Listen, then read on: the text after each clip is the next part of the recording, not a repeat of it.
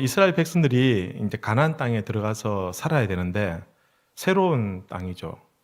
전혀 알지 못했던 그 땅에서 민족이 이동해서 살아야 되는데 문제는 그 땅에 이미 가나안 족속들이 정착해 살고 있었던 것입니다. 이제 그들과 이제 힘겨운 전쟁을 통해서 그들을 쫓아내었지만 완전하게는 쫓아내지 못했어요. 하나님께서는 진멸하려는데 그게 너무너무 어려웠었어요. 그래서 나중에는 타협을 하게 됩니다. 적당하게 좋은 땅은 우리가 다 차지하고 살고 너희들은 저 산지, 산동네 가서 살아라. 이렇게 해서 이스라엘 백성들이 살고 또 가나안 족속들도 살고. 근데 문제는 시간이 지나면서 10년이 지나고 20년, 30년, 40년, 50년 지나면서 보니까 우리 애들이 그쪽 여자애들하고 교제하고 사귀고 뭐 결혼한다고 하고 우리 딸아가 그쪽에 무슨 아들한테 시집 가겠다고 하고 막 이런 일들이 벌어지는 거예요. 그래서 처음에는 완전히 뭐 적으로 보는데 시간이 지나면서 교류를 하게 되고 또 그들이 가지고 있었던 무슨 농경 문화 이런 것들은 이스라엘 백성들은 약하거든요. 광야에서 생활했기 때문에. 근데 그들에게 농경 문화를 배우고 기술들을 배우고 이렇게 하면서 좀 덕을 보면서 뭐 적당하게 이렇게 타협하면서 살았어요. 하나님께서 걱정하신 게 그거예요.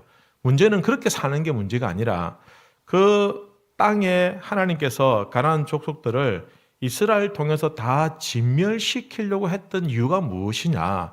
단순하게 이스라엘 백성들만을 위해서 그 땅을 쫓아내고 그 땅에 있는 가나안 족속 쫓아내고 이스라엘 백성들만을 위해서 그 땅에 살아 이런 의도는 아니었었어요. 사실은 그 땅에 있는 가나안 족속들은 이미 타락한 우상 문화를 섬기고 있었고 그 죄악이 성경의 표현대로 관능하여서 차고 넘쳐서 이제 그들을 하나님께서 심판하시기로 이미 작정하셨다라는 겁니다.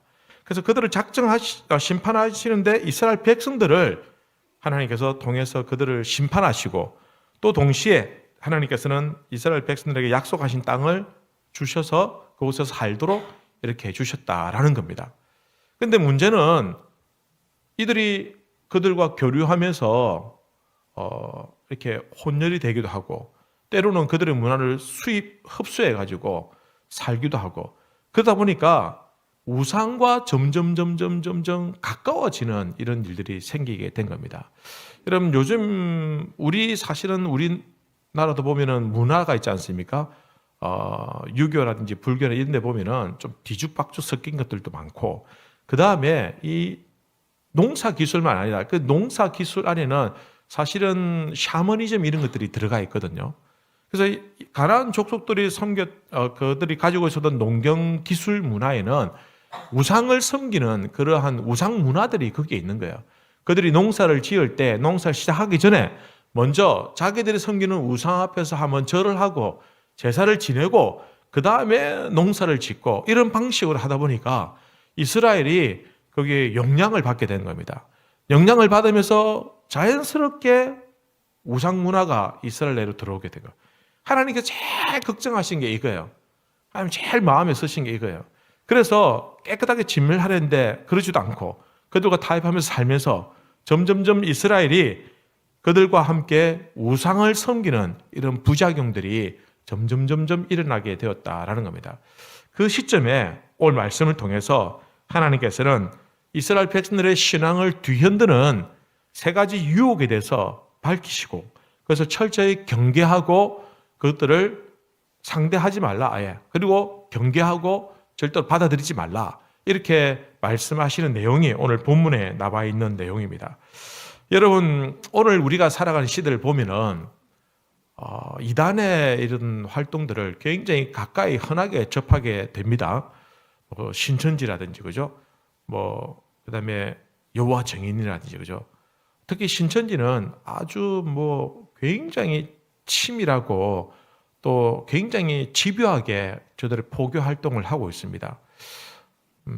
저희 잘 아시는 우리 교인들 통해서 얘기도 들어보면 해외에 있는 한인교회나 아니면 대학에 보면은 우리나라 이단들이 거기에 대학에 침투해가지고 그곳에서 포교 활동을 한다는 거예요. 포교 활동을. 우리는 믿고 아이들 유학 보냈는데 거기 가가지고 그쪽에 있는 같은 한인들끼리 이렇게 챙겨주면서 아이들이 신천지로 유혹해서 데려간다는 거예요. 외국에는 훨씬 더 신천지라든지 이를 비롯한 이단들의 활동을 굉장히 극렬하게, 극심하게 또 많이 하고 있습니다. 우리나라에는 딱 이단이라고 해가지고 아예 대놓고 막 절대 안 된다 이렇게 하잖아요, 그죠? 제가 저기 지나가면서 명지대 앞에 지나가는데 플래카드 하나 붙어 있더라고요. 이단에 대해서, 그죠? 어떤 이단성이 있는 동아리 활동을 뭐 금지한다 이런 내용들이 있는 거예요. 우리는 그렇게 할 수 있습니다. 그런데 외국에 나가면 그게 안 되는 거예요. 외국에서는 이게 이단인지 아닌지 잘 모르고 또 사회 아직 뭐 표가 나게 문제화되는 게 아니기 때문에 그게 대해서 제재 사항이 별로 없는 거예요. 이런 상황에서 우리가 신앙 교육을 잘 가르치고 또 우리 자녀들을 이렇게 잘 살피는 것들이 굉장히 중요합니다. 또 우리 자신뿐만 아니라 우리 주위에 또 우리 다음 세대들에게. 그래서 우리가 오늘 말씀을 통해서 좀 우리의 신앙에 위협이 될 만한, 신앙의 어떤 유혹이 되는 세 가지에 대해서 한번 말씀을 통해서 한번 살펴보도록 하겠습니다. 첫 번째, 오늘 말씀해 보면 신앙을 뒤흔드는 세 가지 유혹 중에 첫 번째는 어떤 유혹이냐면 선지자들의 유혹이 있다라는 겁니다. 오늘 1절 말씀을 같이 한번 보실까요? 자, 같이 한번 1절 말씀 앞부분만 그냥 다 같이 읽어봅시다. 시작. 너희 중에 선지자나 꿈꾸는 자가 일어나서 이적과 기사를 내게 보이고, 그죠? 선지자들이나 꿈꾸는 자들이 무엇을 보인다고요? 이적과 기사를 보여준다는 겁니다. 여러분, 다른 신을 섬기자고 유혹하는 겁니다. 굉장히 유혹적이고 치명적입니다. 이방신을 섬기는 사람들이나 하나님을 반대하는 자가 유혹하는 것이 아니라 선지자들이나 꿈꾸는 자들이, 교회 안에 있는 사람들이 이런 유혹하는 것을 말하는 겁니다. 다른 신을 섬기자 뭐 이렇게 말하는 거 대놓고 말하면은 그게 뭐 사람들이 안 믿어지잖아요. 근데 이제 교회 안에서 그런 어떤 신천지에 혹은 또 다른 이단에 미혹되어서 이미 넘어갔고, 그다음에 우리 교인들을, 이 성도들을 미혹하는 그런 일들이 있다라는 것입니다. 오늘 말씀해 보면 예를 들면 우리가 여기 교회가 딱 있는데 요 주변에 뭐 예를 들면 어떤 뭐 이상한 교회나 뭐 있다고 칩시다, 그죠? 거기서 무슨 집회를 해가지고 병자가 나왔다. 이게 소문이 삽시간에 퍼지는 거예요. 그리고는 이제 우리 교회 뭐 김모 권사님 얘기를 들어가가지고 그 교회에서 집회를 했는데 병자가 나왔다더라. 한번 가볼래? 이러면 어떻게 하겠습니까? 그럼 막 허리도 아프고 막 멀쩡한 사람은 잘 안 가면, 나는 뭐 아무 데도 없으니까.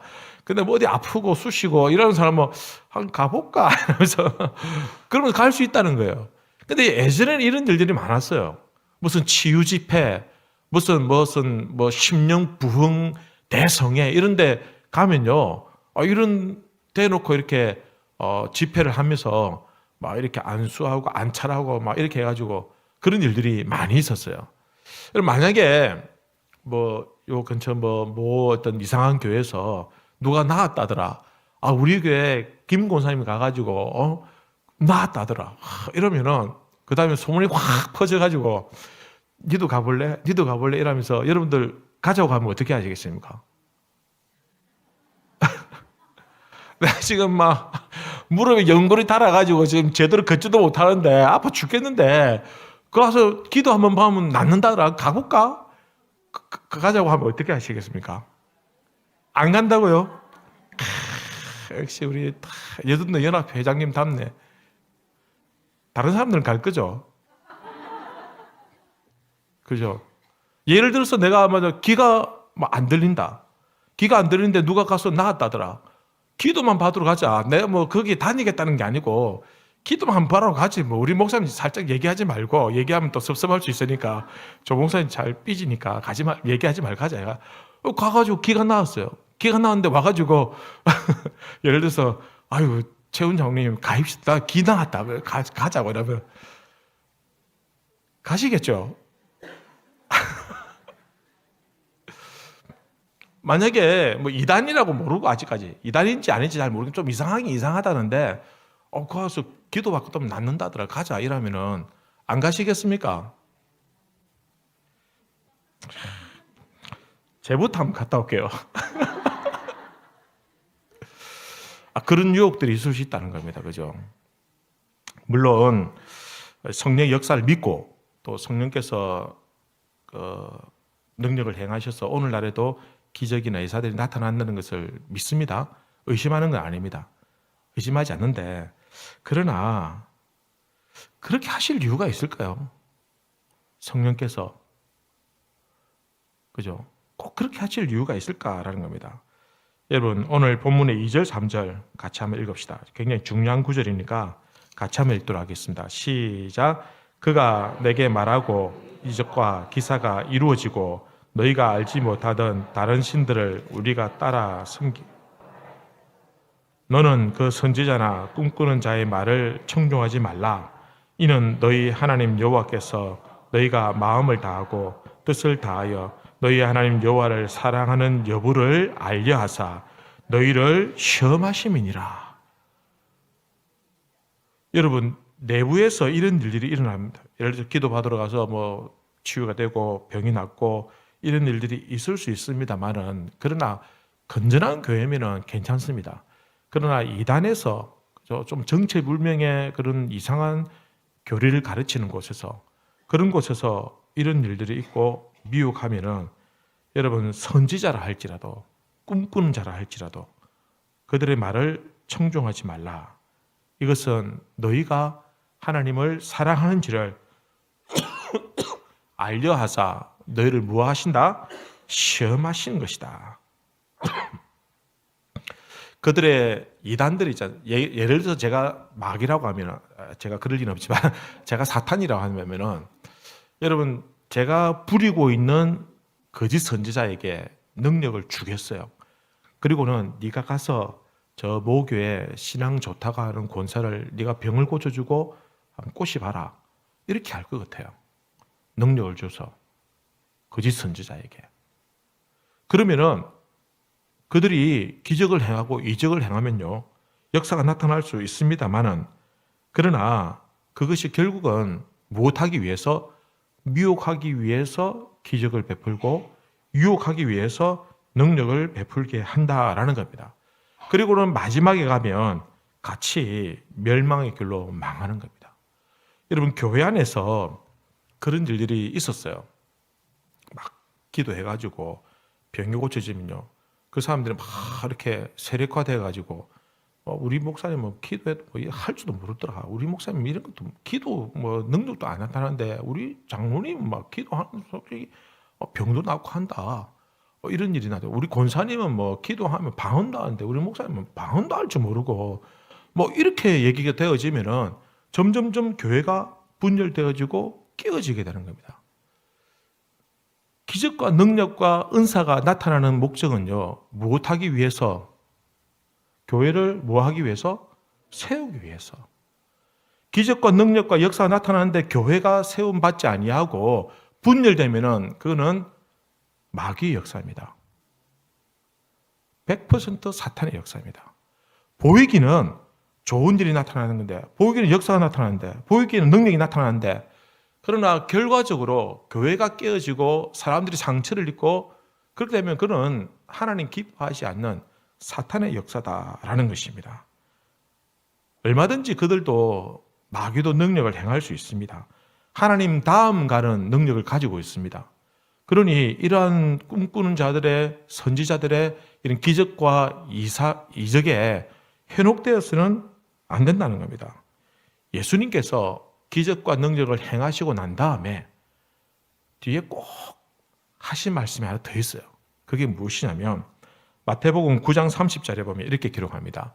그 눈들이 밝아지니라. 예수께서 엄히 경고하시고 삼가 아무에게도 알리지 말라 하셨으나, 예수님께서 치사하게 얘기하지 말해 하면 얘기할 줄 알고 하지 마라. 얘기할 줄 알면서 하지 마라. 이렇게 치사한 방법 쓰시는 분은 아닙니다. 진짜 하지 말라는 말은 하지 말라는 뜻입니다.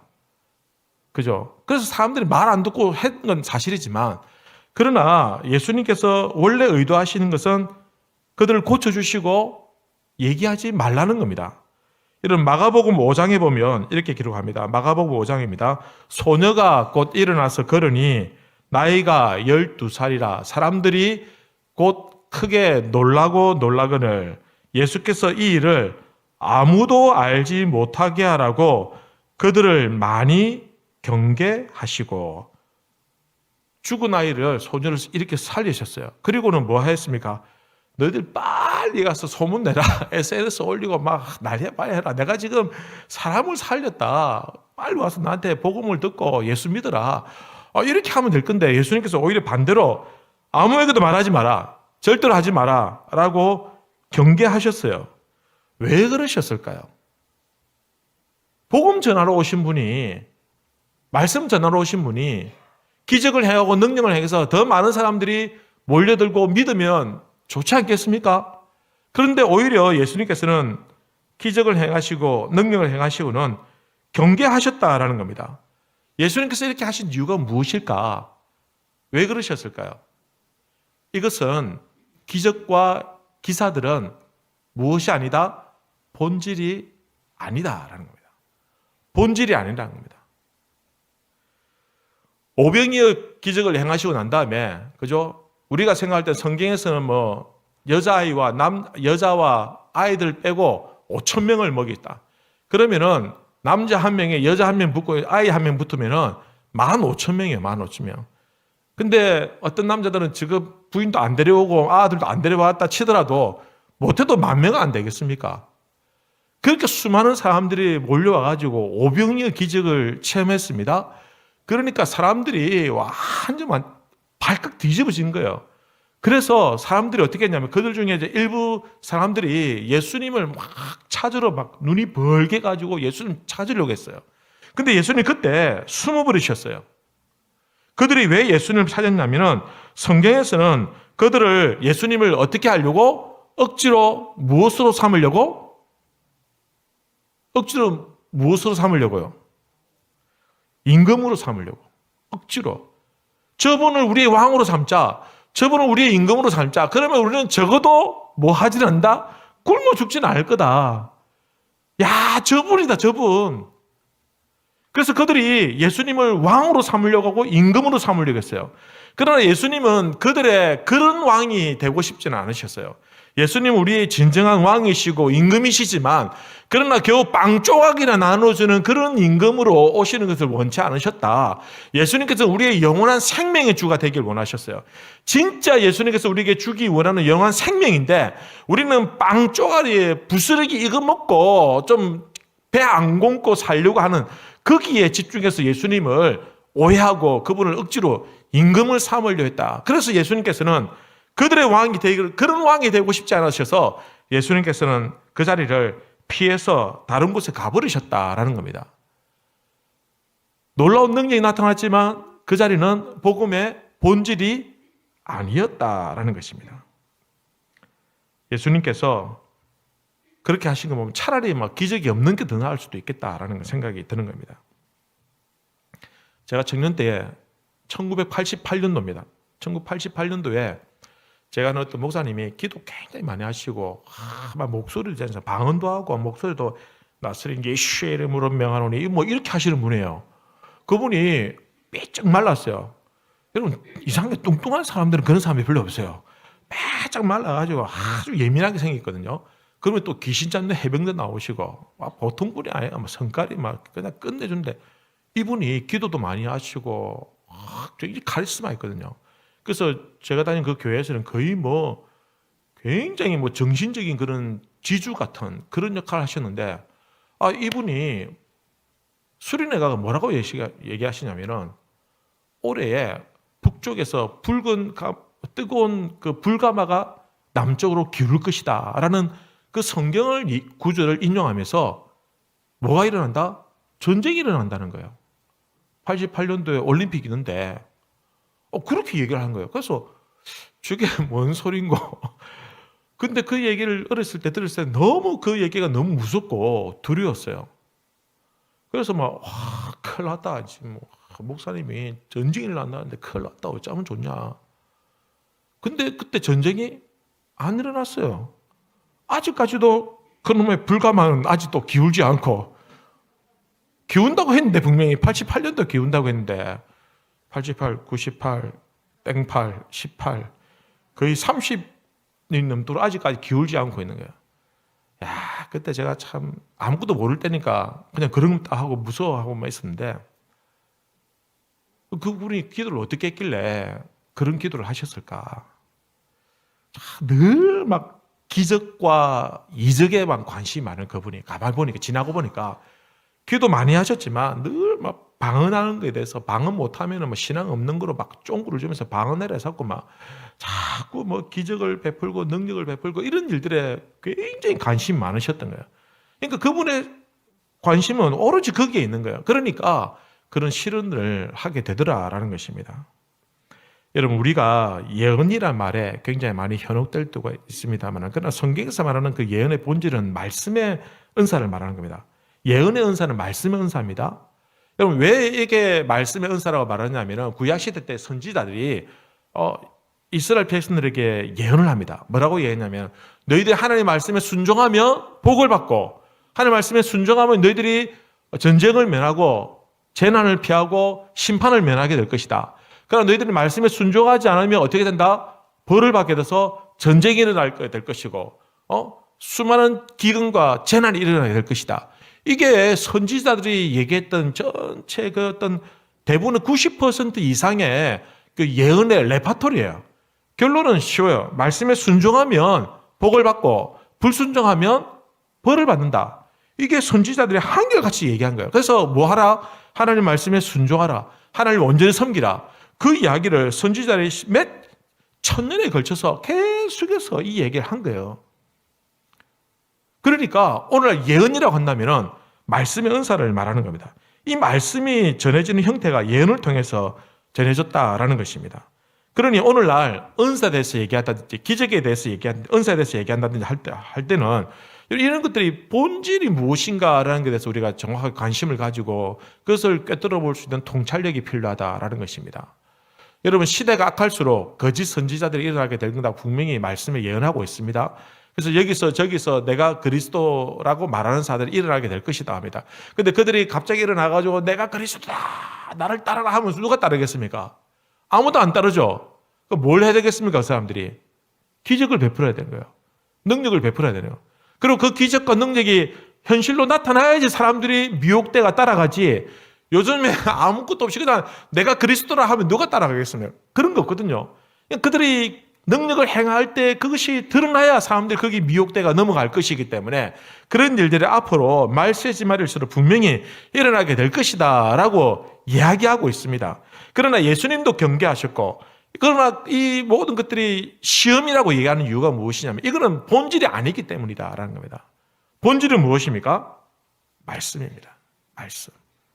그러니 오늘 이 시대에 진짜 기적이 필요할까? 이적이 필요할까? 물론 허리 아프고 다쳐가지고 아픈 사람은 병을 낫게 해달라고 기도하고 병이 나면 감사하고 좋죠. 그러나 꼭 그래야 할 필요가 있습니까? 또 병들 건데. 오른쪽 무리 연골 아파가지고 이제 고치다고 제가 가가지고 기도 막 연락이 기도해가지고 나았다 칩시다. 그러면 좀 몇 달 되면 또 왼쪽 무릎 아플 건데. 그렇지 않겠습니까? 우리가 결국은 이런 것들은 본질적인 문제가 아니기 때문에 들어주시면 감사하고 안 들어주셔도 아무것도 이상할 것이 없다라는 겁니다. 그래서 시대가 악할수록 기적과 능력이 더 필요하지만, 그런 기적과 능력이라는 것은 그런 초자연적인 현상이 아니라 말씀의 능력, 말씀의 기적이 우리에게 필요하다라는 것입니다. 여러분, 어떤 상황 속에서도 말씀만 붙들고 있으면 됩니다. 여러분, 다른데 여기저기서 뭐 이상한 소리 들려도 미혹되지 마시고 말씀을 쫓아가시기 바랍니다. 말씀 따라가고 말씀 쫓아가면 절대로 실패하지 않습니다. 여러분, 우리 교단이 건강한 이유가 무엇이냐? 말씀 중심의 교단이거든요. 어쨌든 설교를 할 때도 본문을 가지고 설교를 잘하든 못하든 어쨌든 본문 가지고 쪼개고 나누고 붙이고 해가지고 본문 중심으로 설교하기 때문에 교단이 건강한 교회고 건전한 교회다라고 이렇게 평가를 받는 겁니다. 여러분 다른 교단에서도 우리 고신교단이 전체 우리 한국 땅에서 교단 규모로 치면 7위, 8위 정도밖에 되지 않습니다. 그런데도 불구하고 절대 무시 못하는 게 뭐냐? 말씀 중심으로 교회가 세워져 있다는 것을 알고 있기 때문입니다. 여러분 말씀이 중요합니다. 말씀. 그래서 저도 거기에 제일 시간을 많이 썼고 우리 부목사님들한테 부교육자들은 늘 하는 얘기가 설교를 잘해야 된다. 어쨌든 설교를 못하면은 말빨이 안 쓴다. 우리끼리 얘기입니다. 권위가 안 쓴다. 권위가. 설교 못하면서 뭐 얘기하면 성도들 따라오겠느냐. 절대로 그런 일 없다. 말씀의 능력이 있고 말씀의 권위가 있어야 성도들이 얼굴 못생겨도 성격 이상해도 좀 따라오지. 뭐 얼굴 뺀질하고 성격 좋아도 아무리 인품이 좋아도 말씀의 능력이 없으면 결국 나중에 밑 빠진 독에 물 붓기고 나중에는 바닥 다 드러난다. 항상 그렇게 저는 부교육자들은 늘 그런 얘기를 하죠. 예전에도 그런 얘기를 해왔고 지금도 그런 얘기를 하고 있습니다. 그래서 우리 부교육자들이 우리 부목사님들이 설교를 잘해요. 저도 인정하지만 우리 저희 교회 이제 오시는 등록 안 하시고 저희 교회 오시는 분이 계시거든요. 몇 분 계시는데 그분 중에 한 분이 그런 얘기를 해요. 우리 교회가 설교 말씀이 참 좋다는 거예요. 근데 우리 부목사님 설교도 너무 좋다는 거예요. 말씀이 좋다는 거예요. 오늘 저녁은 우리 부목사님들 저기 밥을 사는 걸로. 여러분 이제 담임 목사들이 부교육자들 칭찬 잘 안 합니다. 왜냐하면 조심스러워서. 하지만 우리 부목사님들 잘 합니다. 열심히 하고 말씀 준비도 잘하고 정말 다 잘하세요. 다 잘하시고 또 우리 성도님들도 다 그렇게 은혜를 받는다라는 이야기를 듣고 제가 마음이 참 안심이 되고 참 감사하게 생각합니다. 여러분 말씀입니다. 어쨌든 간에 말씀입니다. 말씀이 중요하다는 사실을 꼭 잊지 마시고 선지자들이나 기도하는 자들이나 꿈꾸는 자들을 쫓아가는 것이 아니라 말씀을 쫓아가는 우리 성도님들 되시기 바랍니다. 두 번째는 가족이나 친지들에 대한 유혹이 있다라는 겁니다. 여러분 6절 보십시오. 6절 보시면 내 어머니 아들 곧 내 형제나 내 자녀나 내 품의 아내나 너와 생명을 함께하는 친구가 가만히 너를 꾀어 이르기를 너와 내 조상들이 알지 못하던 다른 신들 곧 내 사방을 둘러싸고 있는 민족 혹 내게서 가깝든지 내게서 멀든지 땅 이 끝에서 저 끝까지 있는 민족의 신들을 우리가 가서 섬기자 할지라도 너는 그를 따르지 말며 내 형제가 내 부모가 와서 저 신을 따라가자 다른 신을 따라가자 얘기해도 절대로 그를 따르지 말라라고 분명히 경고하고 있습니다. 여러분 가족이나 친척이나 정말 생명을 같이 할 수 있을 만큼 귀한 그런 친구를 할지라도 하나님을 떠나게 만드는 경우는 절대로 따라가서는 안 된다. 그죠? 절대로 그런 일이 있어서 안 된다.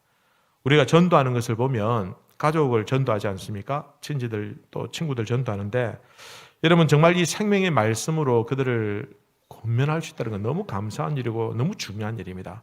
그러니까 반대로 이단들도 그렇게 전도합니다. 이단들도 자기 가족들, 친구들, 교회 잘 다니는 사람들 그렇게 포교 활동을 한다라는 것입니다. 여러분 그들이 전도를 받고 교회로 나오고 우상을 섬기거나 이단에 빠지려 하는 것도 이와 같습니다. 아무리 지식층이라도 여러분 이 이단의 유혹에 한번 걸려들면 감당이 안 됩니다. 이미 마음이 넘어가 있기 때문에 여러분 아무리 뭐라고 해도 절대로 말을 듣지 않는다라는 것입니다. 그래서 어떤 경우라도 단호하게 거절하셔야 됩니다. 어떤 상황이라도 이단의 권면에는 절대로 사정을 봐줘서는 안 됩니다. 아예 막 쳐다보아서도 안 됩니다. 내가 한번 전도해볼게 하고 따라갔다가 지가 전도대가 못 나온다니까요. 자, 마지막 세 번째입니다. 세 번째는 공동체의 유혹입니다. 12절, 13절 말씀 우리 같이 한번 읽겠습니다. 시작. 내 하나님 여호와께서 내게 주어 거주하게 하시는 한 성읍에 대하여 내게 소문이 들리기를 너희 가운데서 어떤 불량배가 일어나서 그 성읍 주민을 유혹하여 이르기를 너희가 알지 못하던 다른 신들을 우리가 가서 섬기자 한다 하거든. 이 말이 무엇이며 그 성읍에서 통째로 그죠? 예수 믿는 사람을, 하나님 섬긴 사람을 박해하고 핍박하는 경우를 말합니다. 여러분, 공동체의 유혹은 좀 더 치명적이고 공개적이고 위협적입니다. 그들은 힘을 가지고 권력을 가지고 요구합니다. 그죠? 그래서 다수결, 다수, 민주주의 방치, 이런 개념을 가지고 우리에게 신앙의 유혹이 올 때가 있다라는 것입니다. 때로는 당근을 가지고, 때로는 협박을 하면서, 여러분, 한 사회 속에서 한 개인의 능력으로는 감당하기 힘들 때가 있습니다. 조직의 힘을. 자칫 잘못하면 여러분, 내가 따돌림을 당할 수도 있고 불이익을 당할 수도 있기 때문에 그런 일들에서 굉장히 우리가 아주 소극적으로 대처할 경우가 있습니다만은, 그러나 그건 역시 경계하고 주의해야 됩니다. 여러분 어떤 특정한 회사에서 교회 다니는 사람들을 별로 안 좋게 생각하고, 어떤 단체에서 기독교에 대해서 부정으로 생각하고, 또 어떤 모임이나 어떤 영역에서 그럴 수 있습니다. 여러분, 예를 들면 이번에 우리 선거를 할 때도 교회에서, 예전에는 교회에서 했잖아요. 근데 요즘은 교회에서 잘 안 해요. 왜냐하면 교회를 안 다니는 분들이 왜 투표 이런 공공 이런 활동들을 왜 교회에서 하냐, 왜 교회에서 하냐, 다른 데서 하면 안 되냐, 이렇게 얘기하니까 어쩔 수 없이 그 자기들 비용이 더 들더라도 교회 말고 다른 곳에서 뭐 이렇게 하는 경우들이 점점 많아지고 있다라는 겁니다. 이게 공동체로 하는 겁니다. 그죠? 여론으로, 공동체로, 어떤 사회의 어떤 특성을 통해서, 조직을 통해서, 힘을 통해서, 권력을 통해서 다양한 방면에서 기독교를 부정적으로 보거나 압박하는 사례입니다. 그런데 각각 그 단체들이 교회에 대해서 좀 부정적일 수는 있지만, 그러나 그 단체 전체가 아주 치밀하게 교회에 대해서 모든 것들을 막 무조건 사사건건 반대하고 그러진 않거든요. 근데 이런 것들이 조각조각 되어 있지만 이거 전체로 하나 묶으면 아주 거대한 힘이 되는 겁니다.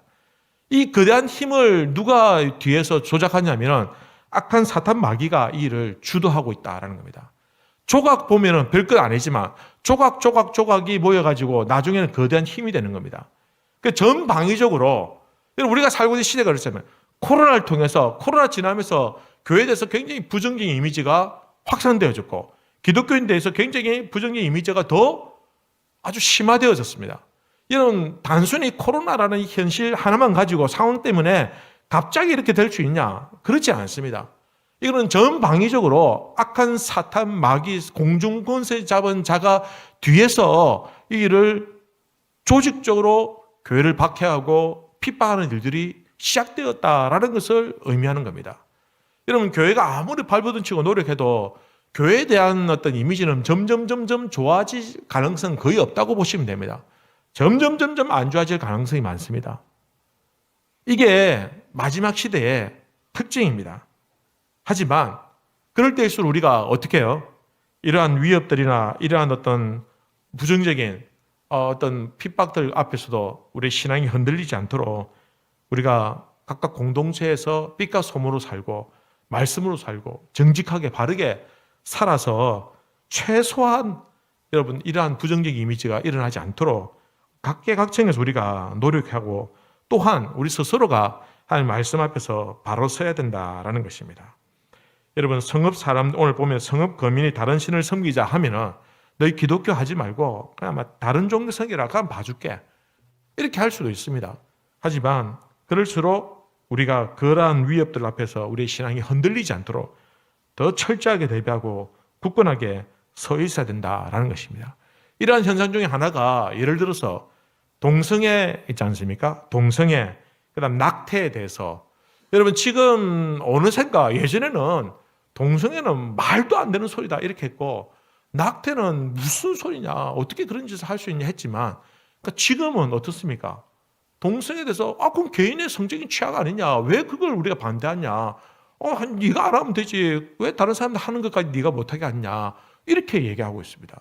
그럼 낙태도 여성의 어떤 뭐 부정적인 좋지 못한 그런 어떤 원하지 않는 그런 임신을 했을 경우에 그 여성의 인권이라, 그 사람의 장래를 생각해서 그 낙태를 결심하는 것에 대해서 왜 다른 사람들이 왈가부하느냐라고 얘기하고 있습니다. 이제는 안락사 얘기도 하고 있습니다. 이미 네덜란드에 맞습니까? 안락사가 합법화되어 있습니다. 이제 우리나라에도 여러분 이런 일들이 계속해서 있어야 될 겁니다. 이러한 개념들이 반성경적이고 성경과 함께 가치관이 다르다라는 것입니다. 여러분, 이러한 일들에 동의하는 사람들이나 시민단체들이 많이 있습니다. 그들이 이에 대해서 반대하는 기독교를 더 거세게 몰아붙일 것이고 더 집요하게 공격하게 될 것입니다. 여러분, 특별한 사안에 따라서 우리가 일일이 왈가불가 말하기는 어렵지만 그러나 근본적으로 동성애나 낙태나 안락사는 성경적인 가치관과 다릅니다. 여러분, 다음에 이 말씀을 들을 기회가 있으면 한번 말씀을 드리겠습니다만은 여러분, 무조건 동성애 반대, 무조건 낙태 반대, 무조건 안락사 반대 이런 의미로 개념으로 말씀드리는 것이 아니라 근본적인 원리적인 의미에서는 성경적인 가치관과 다르다라는 것을 분명히 말씀드리고요.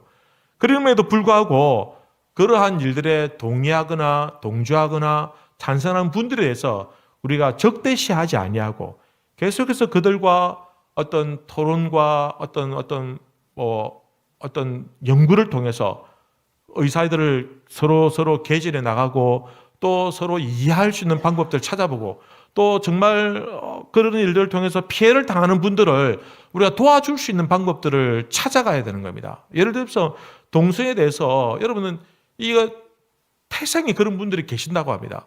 근데 무조건 안 된다, 반대다 이러면은 평생 고통받으면서 절망 가운데 살아야 되는 것에 대해서 기독교가 그건 모르겠고 무조건 안 된다 이렇게 얘기해서는 안 된다는 겁니다. 그건 모르겠고가 아니고 왜 그런지 같이 한번 고민하고 같이 한번 그들의 아픔이나 문제들이 어떻게 치유될 수 있는지 어떻게 좀 해결해 갈 수 있는 방법이 없는지 좀 진지하게 같이 한번 자리를 맞대고 머리를 맞대고 연구도 해보고 좀 서로 이해할 수 있는 그런 방법들을 한번 찾아보자는 겁니다. 그런 과정 없이 무조건 안 돼! 이렇게 얘기하는 것은 오히려 사람들에게 설득력을 잃게 되고 오히려 기독교가 고집스러운 원론주의자처럼 마치 어떤 고집불통의 그런 종교인처럼 보여줄 수 있다라는 것입니다. 최선을 다해서 이해하려고 노력하고 최선을 다해서 한번 다가가려고 애쓰고 그런 과정들을 거치고 난 다음에 계속해서 설득하고 또 아픔 있는 사람들은 품어주고 이런 과정들을 우리가 먼저 가져보자는 겁니다. 이런 것도 없이 무조건 안 된다 이렇게 하는 것도 그것도 지혜롭지 못한 방법이지 않느냐라는 것입니다. 물론 제가 이렇게 말씀드려도 생각이 좀 다른 분들이 있을 수도 있겠습니다만은 그러나 성경에서 우리에게 말씀하고 있는 그 내용들을 보면 여러분 기독교가 이런 일들을 통해서 불가피하게 어려움을 당하게 될 것이다 라는 겁니다.